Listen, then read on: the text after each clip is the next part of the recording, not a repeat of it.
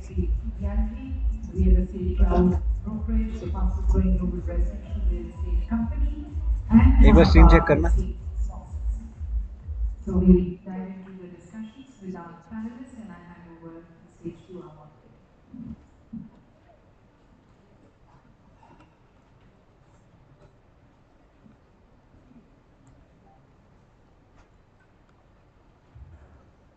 Hello.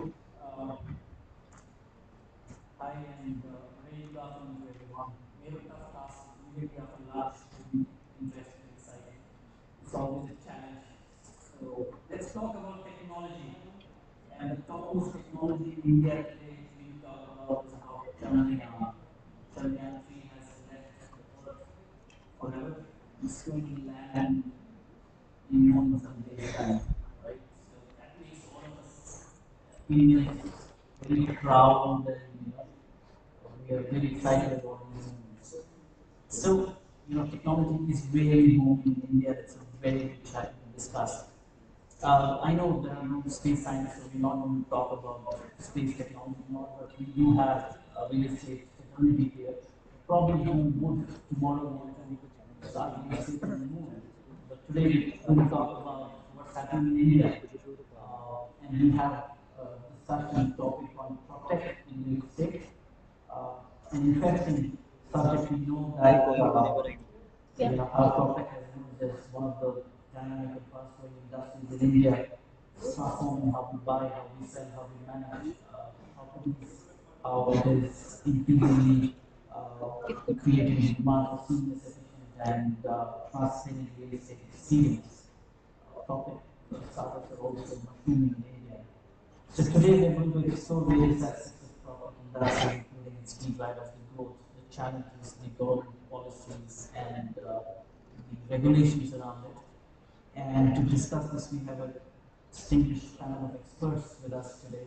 So I'm going to moderate this discussion today. I'm Sanjay and I am business manager for KLA, project management team, and I also head the emerging business in KLA, emerging sectors. Today we have Vivek Agarwal with us, co-founder and CTO for Square. Vivek has experience and 18 plus years in the industry, worked with companies like Intel, Nokia, Accenture, and also co-founded two companies earlier in this. We have Pankaj Kapoor, founder and managing director of Gases for us. He founded this company in 1998. He foresaw a lot of PropTech what we see today. So he has over 20 years of experience in real estate research, valuation, consulting, and ratings. Pankaj is also a member of Central Advisory Council of RERA and has been conferred with Bharat Nirman Award from the Materials Foundation. Then we have Ashutosh Nair. He is head of digital and innovations of HDFC Capital, an IIT and MBA from IIM Calcutta. He has 17 years of experience in venture capital and private equity space. At HDFC, Ashutosh is responsible for the adoption of technology in the internal as well as the driving the investment into the property startups. We have Anjali Mehta, business manager at Brigade Lead. She is chief business manager and works with early stage startups in the urban tech space to find new, scalable, and sustainable business. Right now, Anjali has also spent 18 years as CEO of K. Mohan Company Stores in Bangalore.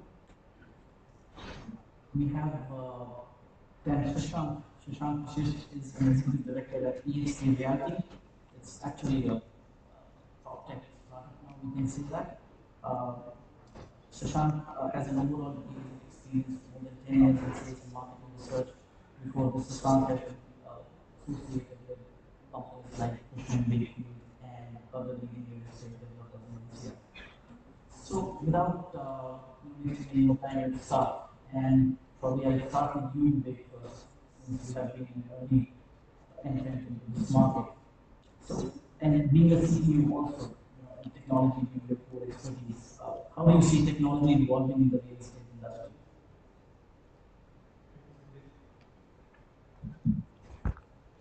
Yeah, so to understand how technology is evolving in PropTech, you have to go back to probably 15, 20 years. Right? So earlier, like when we started, when sir also started cables, newspaper classified, right? The real estate ads used to come in newspapers. And 10 years later, 2000, sometime in 2005, online real estate platforms started, like Magazines and 99, and the listings they moved online, and the consumer search and discovery it used to start offline now earlier, now it moved online. And 10 years back in 2013, 14, platform like Square Yards which were more into transaction based, not in search and discovery. And what we solved was the distribution problem for the developers. Like we sell developer properties to our clients worldwide. We are the largest developer. And over the last 10 years, how we are seeing this space emerge is that there are platforms like us have actually, so our revenues are almost double of the classified and listing platforms. So we have emerged as the leaders of PropTech. And what we have also realized is that it's not just buying and selling. We have moved into adjacent spaces like mortgages as fragmented as real estate. We realized we moved into interiors, rentals and property management. We acquired a few companies in data and uh, VR space, so more of B2B, which sir is doing for food. So essentially, what how we are seeing the B2C platforms or B2C PropTech evolve is from search and discovery to transactions to integrated ecosystems.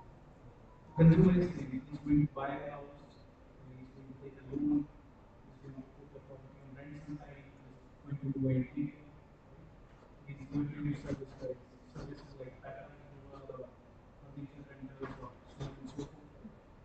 So this space is actually moving from just I'm talking about more of the B2C space, not the B2B, just buying and selling to integrated ecosystem. That's what we have been creating. Great. And with this, probably Pankaj, I'll come to you. You've been into B2B segment for some time, and what is your research saying that now if you need to shift to B2C, what are the opportunities in front of the property industry? Yeah, I don't think that taking from what you mentioned. It's like you call it whether expansion of convergence. Everything is now getting merged. And we've been catering to B2B market where we are providing data-driven solutions to bank agencies in order to identify the mortgage opportunities and risk.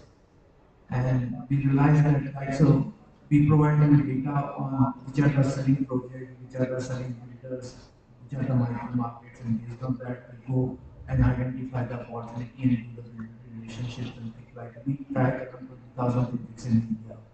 Apart from that, we also do builder rating, project rating, and location rating. So that gives them an idea about how's the performances of those particular builders, micro market, and projects. And based on that, we take the lending decisions. And we realize that it's not confined just now only to B2B, but now the end user also started reaching out and saying that why don't you give us that advice? And we remain on all through. So there's an independence. So we are not really selling something, I'm not compelled to sell a builder's property. And I'm unbiased and I'm independent, and that's what is bringing a bit of trust.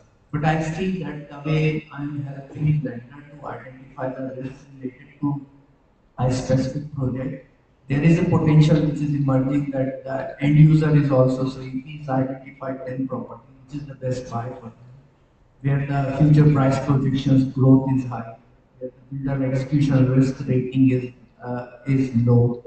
So all these framework, the things has been, uh, you know, falling into, and that's where the transition is coming. Like so last 20 years I've been getting to B2 B2B Hmm. altogether. Yep. Developers are also our clients where we provide the automated solution. We have a RICS, which is a data interface. They can completely do the micro market analysis and competition analysis. We develop a desktop feasibility solution where one developer who actually has is thinking about launching a project can do a quick feasibility of that project using the data as a backend from behind it. And so we've been doing this for last 15 years and we realized that if we want to expand from here and if we want to really reach to a larger masses and things like it, there's a very big market available and there's a scope for that because 90% of the prop tech today, what's there in the landscape are mostly a global. So, it's like that we are unpolar in the polar world. So there's a kind of opportunity which is emerging. So something. So great, and Pankaj, probably I'll ask more second question. Just getting tempted to ask you. You mentioned about data, and we know how data is so important in this industry, especially in your research work. So how do you feel data has been, evolving so far, and with this government opening, reporting into data, digitalization, how do you foresee this future of data, and how is going to transform industry? I'm saying that, I see the country which is developing and the developed, the differentiation between these two countries are, the developed countries have a dependency and their workflow through the data. And I think India is fast emerging on that particular framework. So the way we have seen the Aadhaar has transformed the way the KYCs and the transactions taking place, the way I see the UPI payment, the way we have seen the COVID and COVID has done. It's all the data driven. And I think on the real estate framework also, we began quite a lot. So, but long way to go. But if you see the RERA is the big data, which is now available. So all the developers projects are available across states. Only thing is it needs to be unified and there has to be standardizations to be done. We have seen the ITR data which is available. Earlier, like people used to go to the registrar office, like solicitors used to spend time. Now you have a data available. You have got various companies, including ours, who have access to the entire data of several states and which is available. And apart from that, I see there are challenges also, but we are moving fast on those framework. So if you look at digitization of land record, I see that in India, the way we have developed the Aadhaar for people, there has to be unique ID developed for the property. Once the unique ID for the property is built, then you see the every transaction can be mapped from one to another. Today's the biggest challenge is there is an unorganized data. We have started getting data, but unification of the data is very hard because very hard to really bring them together. Even the standardization is not there. So even if you consider the IGR data which is available, now in IGR data, sometimes you find that someone writes built-up area, sometimes they write super built-up area, sometimes they write carpet area, sometimes they write built-up, but what they mention is super built-up. So, you know, why we need the data to get a reference check of price. But if the area field is not well defined, then you can't really have those reference check. So the standardization is needed and all, but we have moved to those area and my own sense is that PropTech dependency to data is very high. Data is the backbone of the whole PropTech. Either PropTech is seeding data or it is functioning out of quality.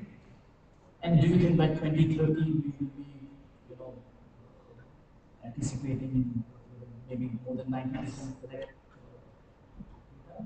I'm saying that like it's very hard to say that 90% correct, even though we reach 75, 80% accuracies. I'm saying that it's a very vast area.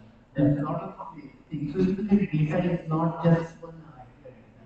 You have technical data, you have got legal data, and then you have got market data. Sure. And then you've got different functionality of the real estate. You have got intermediaries data, you've got consumers data, and then you have got market data and many other aspects for that. So I'm saying that the collation of all these things has to happen. Then there has to be proper geocoding, there has to be proper location mapping, there has to be proper digitization, there has to be unique ID of the property, and then the unification will start. Think about that. Today's municipal and the urban local bodies, they work in the silos. Mm. Once the digitization takes place, then those kind of inefficiencies which happens, like land acquisition has to happen, and there's a fight between the road and the railways going on, and all those things will go off. Planning will happen much faster. So the data is a backbone, not just for the prop tech evolutions, but for the economic evolutions for this particular country. Okay, with that, probably I'll get Shashank here. In what ways the government policies and the regulation is you know is developing into a comprehensive ecosystem in the startup sector in this industry. Thank you, Sanjay, for asking this question. And I think being in a protect domain in India, like the biggest, what Pankaj just mentioned about the data. So no matter whether you are in advisory, you are creating your startup against, comparing the prices of homes, offices in any particular market. So data plays a very crucial role because it's the same phenomena what you are actually inserting or the fetching data. The results is going to, basis on that assumptions and the data you have feed in. So I think let's take an example for banking industry, like fintech. We all discussed about it. So what happened in fintech? If I'll ask question. So after 2016, there's a huge, I would say, traction or change or growth in fintech industry because the government has taken very bold decision of introducing NPCI, right? That has digitized all the payments. It's for the business to be also and B2C as well. Right? Consumer has again started learning these technology. There are more and more players coming to this domain, right? So if we really wanted to talk about PropTech, so I think there has to be some one interest area is a more regulatory reforms from the government side, introduction of digitized payment when doing the registration. That is one of the key point and key factor because in India, we work on traditional practices until unless it is not forcefully imposed. People are not actually adopting it, right? So there are a lot of technologies available. There are a lot of prop tech, amazing, I would say, ideas like there are more than 1,000 plus prop tech registered in India right now, and everyone is working on a different niche. They are actually trying to solve a lot of problems. For me, if you ask me, I have an algorithm which is already written, like in US, my company is working. They can do and compare and give you a valuation within just in a click of a button. But I cannot implement it in India because the lack of data is there, right? Transparency of data is there. I'm saying, like Pankaj said, there are huge shift in last 10 years, over a decade, what we have seen more and more data companies like us started capturing at their end. Companies, ITCs, developers, they are also learning from their project launches because that's the most reliable data, right? And now some of the RERA actually it made a compulsion like Maharashtra RERA for an example. So they have put a compulsion for a developer also to update the inventory details on a quarterly basis. So do the construction state, right? So what you are doing, you are actually getting the right data of the properties which has been recently transacted from an authenticated source, right? So similarly, government has also initiated digitization of information available in the markets like IGR we are talking about here. So they started from metros, they are going and expanding it to the different cities and I would say part of the countries. This is I think one of the driving factor for companies like us. And what we are trying to create and solve a lot of problems for realtors, for developers, for investors, and for end users, right? And I think for any business, let's say for internet, if I talk about if in 2010, there's a evolution of smartphones. So smartphones ने क्या किया सबको एक affordability दे दी right यहाँ पे पहले Apple आया then Samsung then local players started creating now the companies who actually wanted to penetrate the market, they started investing more on these applications, creating, started investing everything in online business. Amazon came into the picture, then Flipkart, replicated it. So do Myntra came into the merchandise. Then they created finding the niche, and now in last 10 years, the whole industry has evolved.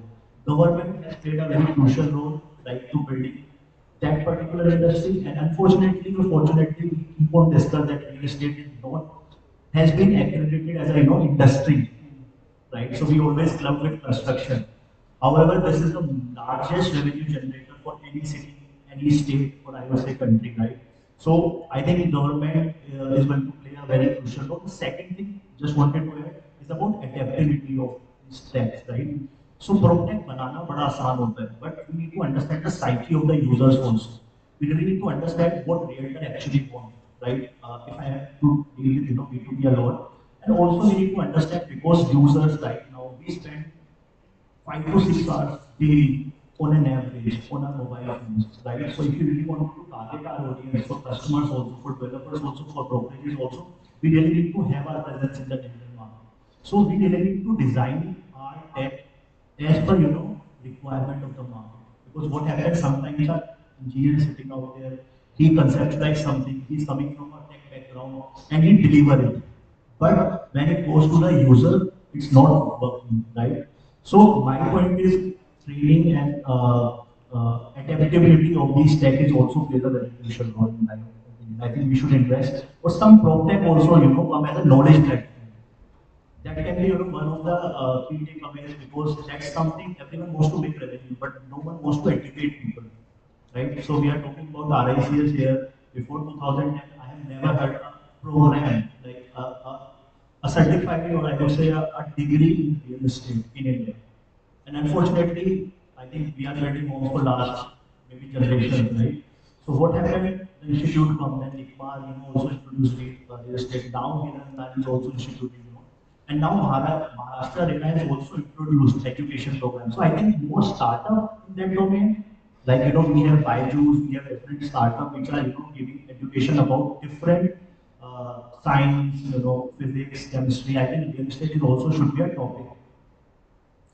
Interesting analogy, and I'll come back to you on the on your feedback on investors and developers. Probably let me just bring in Angie from the perspective of the design and the construction industry. Angie, in your perspective, what's the impact of PropTech in improvising, improving the construction outcomes or enhancing the overall design experience in this industry? I'm glad you asked that question because the opportunity is tremendous. The way we like to think about it as creating is divided by a problem area and opportunity. Right? We talk about opportunity these days, sustainability, net zero, top of mind, right? And what PropTech is doing is creating platforms that are able to measure, manage your carbon footprint, provide interventions, and interventions with power, right? It's not just okay, let's make these net zero building and do this semi-reporting. It's can there be an ROI, right? And that's what we do with the is taking out of with these startups, who tend to be sort of impact, on the kids. How do you actually deliver savings or growth in revenue, right? And I think PropTech is a great sort of equalizer that way for some of these solutions, right? Whether it's alternate materials, whether it's SaaS platforms, I think there's some really interesting things coming out of the PropTech space in the country. Then you talk about, data. I've talked about it for a while, but making decisions based on data at the right time is so critical. So, with advanced BIM solutions, digital twin solutions, AR, VR, the entire AEC that's involved in constructing a building can come together at the right time, make the right decisions. We know the amount of changes that happen, especially up to GFC stage, GFC drawings, is immense. No one's capturing the amount of time, amount of money that goes into some of these changes, right? And real estate time is money. So these solutions are allowing you to make sure everyone's on the same page, telling you using intelligence what the impact will be of design changes. Then we talk about in terms of challenges that have plagued the industry for years, labor shortages, right? The demand for labor, the supply is not keeping up. So whether it's solutions that help builders manage productivity, whether it's managing the administrative tasks, whether it's solutions that are helping you retain your workers. These are all some solutions that are coming out of content, right? And um, I think these are sort of some of the main kind of areas that we're seeing tremendous amount of impact. Even robotics. Um, there's some very interesting solutions, on bricklaying, movement of materials, paint, facade cleaning, painting, and maybe in a country like India, the labor cost is differential is not much, but the amount of time that you save. We have a robotics company that's doing painting. They can paint a building, with uh, one person in 1 week, where you need 4 or 5 in a month. Now that savings of time to a builder is huge, right? So I think all of these are really solving, I think, major challenges that we haven't been able to solve for years. So that's great. And probably I'll continue with the second question with you, Anjay. And just let's move to property management. How do you manage and how do you see now PropTech, transforming the management of the property? So the way we've seen it play out is, we divide things into three phases. I think we saw the first phase of just data and information, where you're capturing visitor data, you're raising tickets when something's broken, very sort of traditional facility management type solutions. Then we move to, things like automation, where we were still capturing that data, but we were using sensors and IoT to be able to kind of obtain that data, right? I think we've reached a phase now in PropTech in India where there's a tremendous amount of intelligence that's being layered on that hardware, where your hardware and your software talking to each other and giving you a lot of intelligence.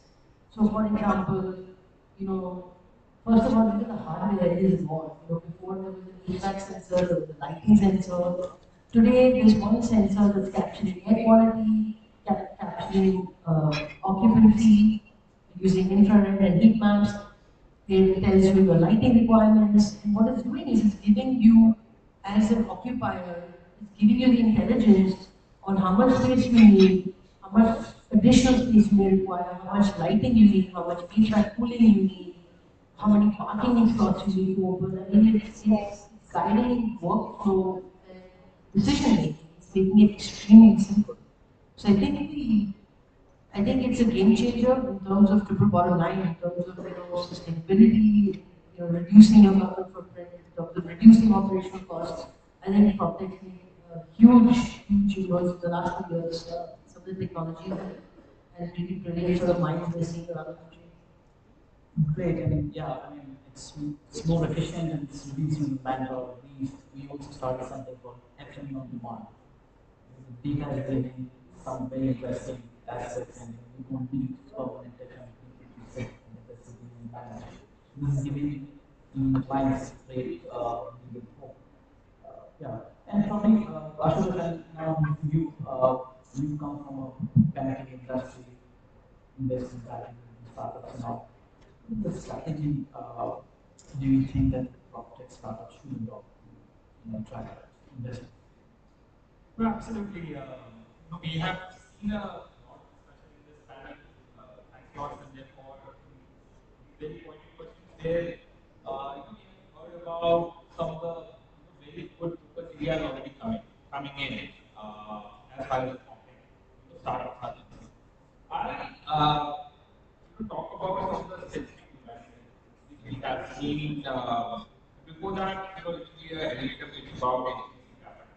To put things in context, HDFC Capital essentially is the investment manager of funds which have been investing, which we have been investing in residential real estate space, particularly in the affordable and residential segment. And I basically work in the PropTech segment, which is doing a lot of interesting stuff in the adoption of technology in this space. Right? So one of the things that we do is doing investments, and we have done around 12, 13 different investments till now. And there is a specific pattern that we have seen, Sanjay, which we really would love to discuss. There are two, three things which we have seen startups do which become very instrumental in terms of how they scale up. First is many of the startups are actually now choosing areas which are down the off-beaten path. Right? So I'll take quick couple of examples. One example is brick and mortar, which is essentially a player which provides technology-enabled construction services for retail area. Right? If you have a land parcel, a small land parcel where you would like to build up 2 or 3 floors, today there is no player countrywide which can offer you that kind of a service apart from local player. And this is one of the players which is providing you that service. Another example is Saturn. We talked about Chandrayaan and reaching to the moon. Not exactly Saturn is doing that, but they are using satellite data to provide credit enhancement services to some of the financial institutions. Imagine, satellite data, credit enhancements, banking. These three were all separate things, and now this company has merged it, and we are also utilizing their services to evaluate land suitability and land availability. So some very interesting stuff is happening in off-grid areas, and the adoption is increasing a lot. So that is what our strategy is to actually look at some of these white spaces, off-grid areas, and start exploiting that. Second is scalability. Uh, Here you have Angie from Brigade, and we work closely with other developers as well. We are seeing very interesting nuances where the developers are saying we would love to experiment in non-core areas. So non-core areas means something to do with green, sustainability, right? Project monitoring, uh, things around sales enablement and enhancement. But as far as the core areas are concerned, what are the core areas? As an example, construction.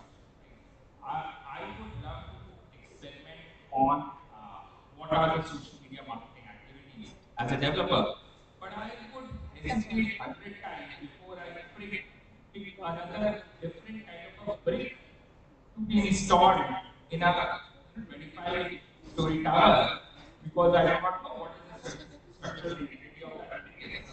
Not to say this is impossible for a alternative brick startup to sell, but the point is, if the startup picks up non-core areas, it is a little bit easier for them to start, looking at adoption from these developers.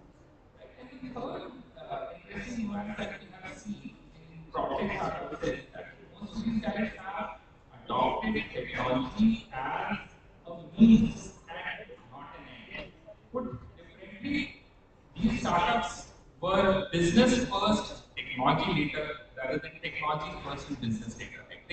They figured out a white space or some kind of a need in the market, and then they started addressing that doing manually through consulting arrangements, services, and then they developed that technology to streamline their operations and increase the customer experience.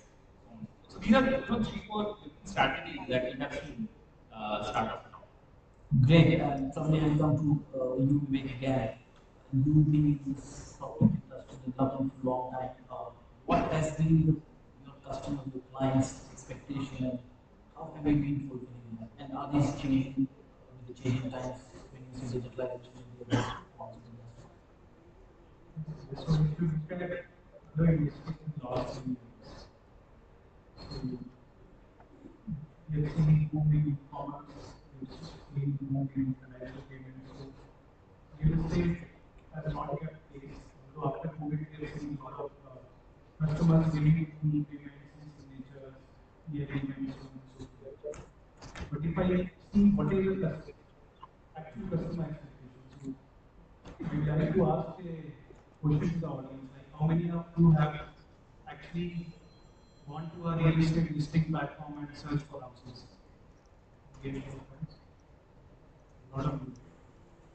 But if I ask you a question again, that how many of you are able to transact the property that you like?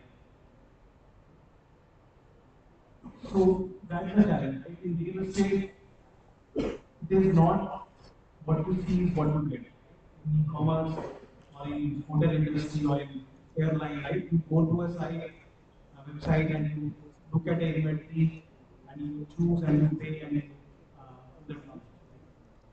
So I think a lot of it has to work with the data availability, the data transparency as well. But a customer expectation is that if I'm going to a platform, a B2C platform, what I'm seeing there is what I should be able to do. So there have to be a lot of initiatives in this regard. The real estate inventory is still not digitized. Forget the secondary market, even primary market is not digitized. We don't know what the actual prices are. Pankaj sir company is solving some of these problems, but there's still a long way to go. So I see that customers are now real time. They want answers real time. Customers want to do transactions on a go. So the real estate industry or the proptech industry would also should move to a e-commerceization kind of thing where you have SKU level inventory. You whatever you are seeing on a platform is actually available, and you can do a virtual visit, you can do a physical visit, you can actually transact online and do your transactions physically. So that is real customer expectation. Uh, we as an industry are still some time to go for it, but I think in next, I am hopeful that in next 5 to 10 years, this problem will be solved.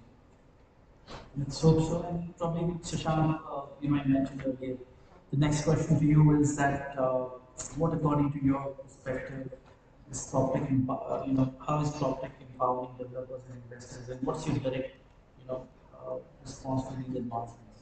Is that exciting times ahead? So, if I just think compare like for both Australia and Switzerland, like example, since they started in 2016 and you just had a chat, they were facing a lot of difficulties working with the developers because developers have their own tradition of doing business in India. They need to have these people gathering, like inviting a lot of realtors, agents, and launching the project, right? But what happened when the pandemic happened, right? There are a lot of projects which has been launched just before the pandemic in the month of January, February, and then developer actually reached out to the solutions, and the solution can be a problem, right? So what happened? The program is prepared for certain situations, right? Especially like brokerage, where we actually fit in. So we were having tools that we can operate in a virtual space. So EXP reality has no office worldwide. So we don't have any office anywhere in the world, right? And it's a Nasdaq listed company, those who don't know, and it's established in 2009.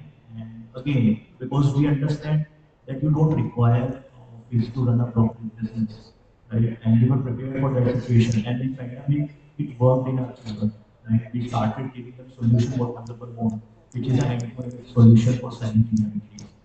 So we have that solutions. We can just upload their inventory and we can sell it online. Online transactions, we can authenticate using Aadhaar. Already technology exists. We do have digitization of payment. We have escrow mechanism in the system. Right? We give a proper training within our platform. We can reach out to 1,000 people worldwide, right? So any developer who wanted to reach beyond the boundaries, especially markets like US, Canada, so we can easily give them the opportunity. You don't need to fly there physically. You can sell your inventory by using the experts in the local market. So I think these are the solutions which PropTech is bringing in the market.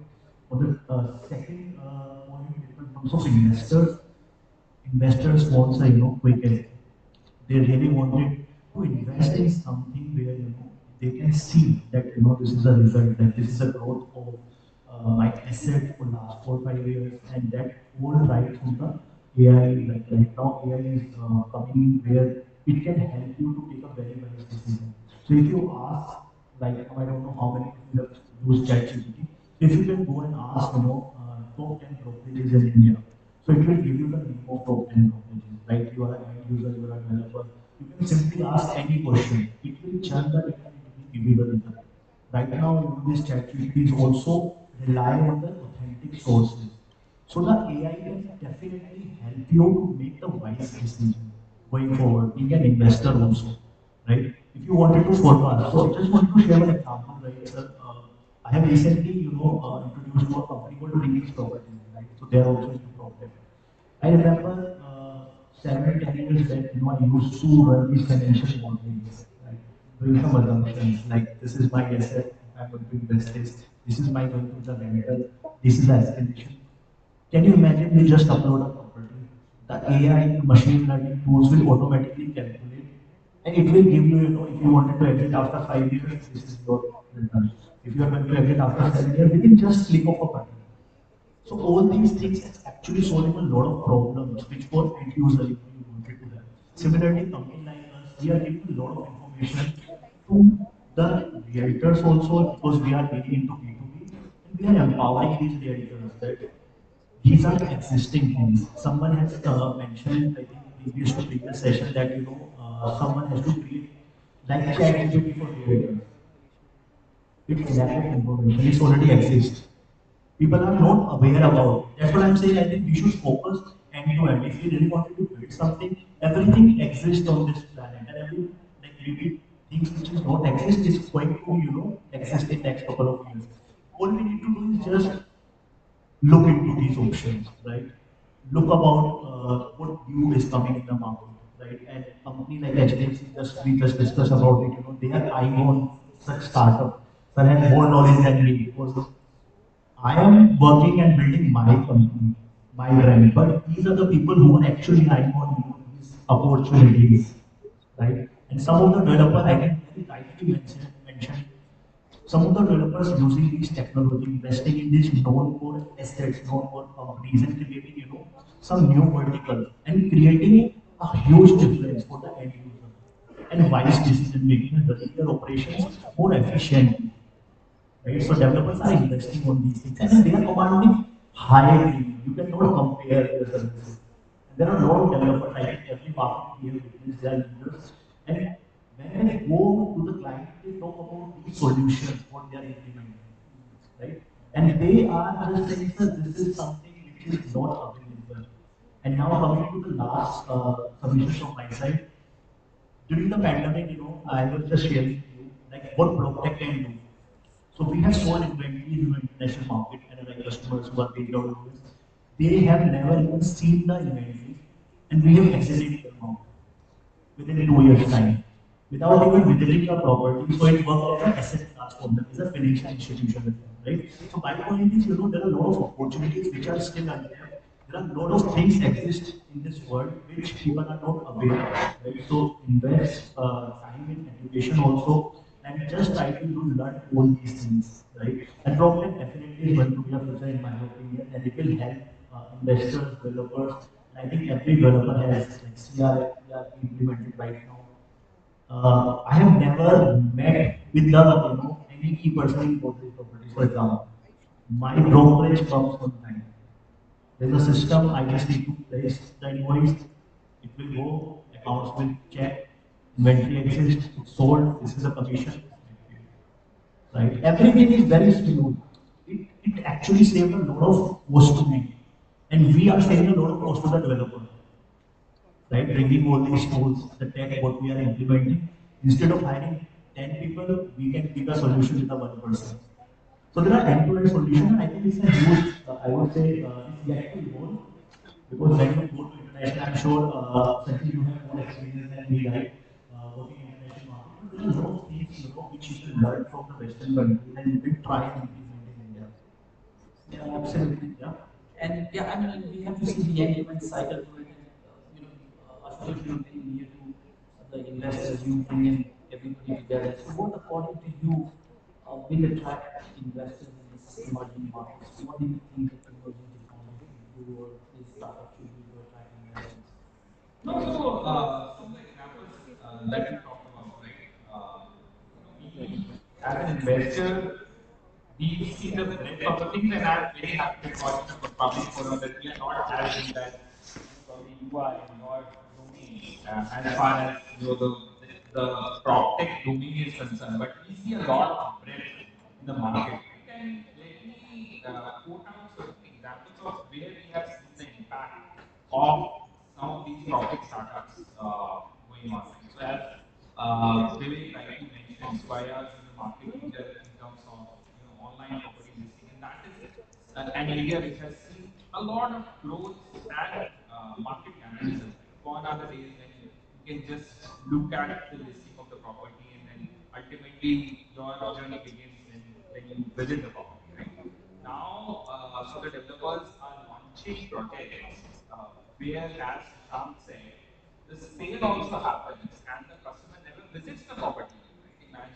Imagine buying a land parcel, 25, 30, 40 lakhs of your hard-earned money gone, and you have not even seen where that land parcel is, right? And why is that possible, or why is such a confidence happening? Because there are now tools available which are AR, VR tools, drone shoots, video shoots, right? A lot of customer education has happened through the online platforms by these developers, because of which this confidence is there, right? It is not proof of nature.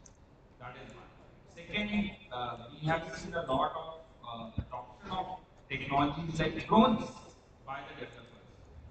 Now, drones are not just used for construction monitoring, land surveying, and all, but these drone shoots are being used as marketing material, right? So it is once again tying the same confidence by the customer that, okay, if I can see the path to my project, if I can see the internal and external layouts, right? And some of these developers are saying, you take my property, it is probably 500 rupees per square foot more expensive than the nearby areas, but I'll give you monthly updates of the construction progress, like clockwork, which is verified by these drone shoots and internal shoots. You can actually see what is happening, right? And I'll deliver you progress. I'll deliver you the kind of transparency that a customer who has purchased a 90 lakh property should deserve, right?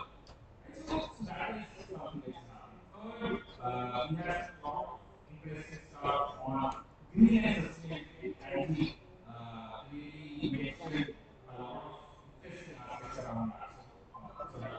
So I'll not be able to add more to it. But fourth thing, with which we have seen a lot of interesting stuff by the developers, is post sales, right? Earlier, and I mean 10, 12 years back, a developer's job used to end when a unit is sold, right? When the customer has to just pay up, and the developer has to get the possession. But now there is a lot of focus on loyalty programs, on customer experience by the developer post post the the sale of the unit.